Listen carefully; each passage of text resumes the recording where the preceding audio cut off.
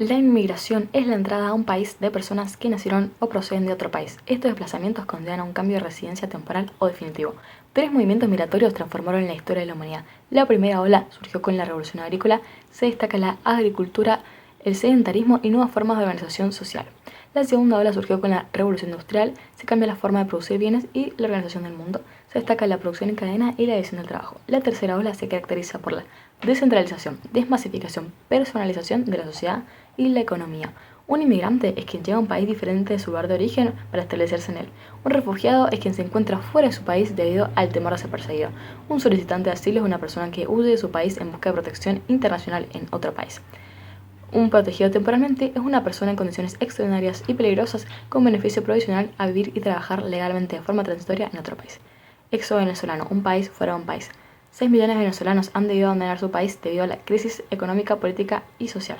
Ucrania, la invasión rusa que comenzó el 24 de febrero de 2022 provocó una gran crisis migratoria, superando al éxodo venezolano y afgano. Según la última estadística del Alto Comisionado de las Naciones Unidas para los Refugiados, ACNUR, más de 7 millones de inmigrantes se refugiaron en otros países de Europa como Polonia y Rusia. La función de ACNUR consiste en proteger los derechos y el bienestar de los inmigrantes que se vieron obligados a huir de su país de forma imprevista. Gabriela Ligouri, directora ejecutiva de CAREF, explicó que los confinamientos internos, cierre de fronteras y efectos económicos de la pandemia fueron un obstáculo para los inmigrantes en Argentina. Además, explicó que algunos pasadores y gestores aprovechan esta situación para operar de manera ilegal los ingresos y cruces de frontera internacionales. El informe Innovación Social para las Migraciones de Hola Argentina identificó problemáticas de los inmigrantes en Argentina. Por ejemplo, los costos elevados y demora de respuestas para regularización migratoria, los problemas de salud, educación y falta de recaudos para viviendas, los trabajos informales, la poca oferta de ahorro, crédito y capacitación financiera, y por último, los prejuicios, el racismo, la discriminación y la xenofobia. Cuando hablamos de racismo, hablamos de un tipo de discriminación ejercida por un grupo superior sobre un grupo inferior, y en donde el grupo superior está influenciado por un sentimiento de odio, de repudio hacia esa clase inferior, ya sean por sus características, su cultura, sus creencias, incluso por factores como su color de piel, y en donde estas clases inferiores son alejadas de estos grupos y no disfrutan de su libertad o de sus derechos, ya que no son considerados como un individuo, no son considerados personas como tal.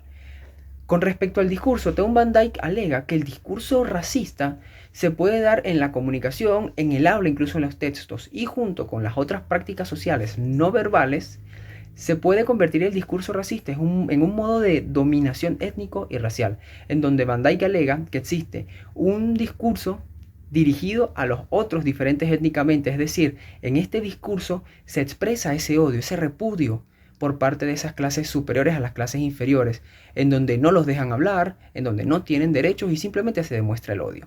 La discriminación consiste en otorgar un trato peor a una persona en comparación con otra. Esto es debido al hecho de que no le permiten ejercer sus derechos humanos ni sus derechos legales en condición de igualdad con otras personas. Esto es debido a la distinción injustificada que establece la ley, la política y el trato aplicado. El etnocentrismo es la actitud menospreciante por parte de un grupo al considerarse el centro imaginario del mundo en comparación con otros grupos. Valorar de manera más positiva sus logros y sus particularidades. Esto implica una relación de superioridad con los demás. Por xenofobia se entiende un odio de acuerdo a la raza, a la nacionalidad y también al color de la piel, cuyas manifestaciones van desde un simple rechazo, pasando por diversos tipos de agresiones hasta llegar al asesinato. Muchas veces la xenofobia se basa en el sentimiento de una exageración por parte del nacionalismo, pero también van de la mano del racismo y de la discriminación debido al hecho de que esta es la base de la relación con la cual mide a los individuos de acuerdo a su inferioridad.